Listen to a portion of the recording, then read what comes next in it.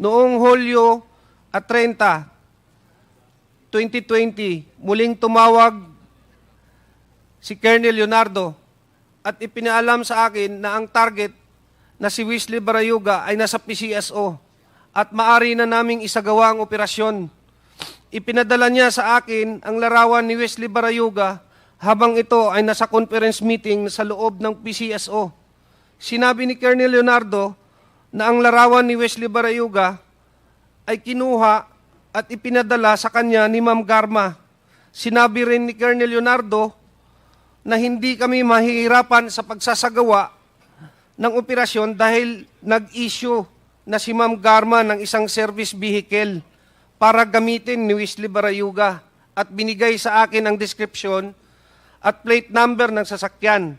Sinabi niya na maari na naming tirahin si Wesley Barayuga pagkatapos niyang lumabas sa gusali.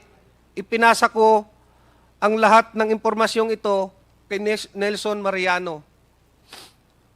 Matapos na matagumpay na naisagawa ang operasyon, ipinaalam sa akin ni Police Colonel Leonardo na si Ma'am Garma ay nagbigay ng 300,000 bilang kabayaran para sa aming trabaho.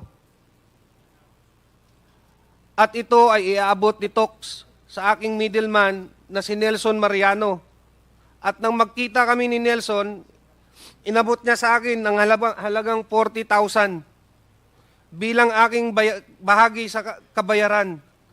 Isiginagawa ko ang salaysay na ito upang patunayan ang katotohanan ng mga nabanggit na pangyayari kaugnay sa pagpatay kay Wesley Barayuga na isinagawa sa ilalim ng utos at direktiba nila Police Colonel Edelberto Leonardo at Ma'am Rowena Garma.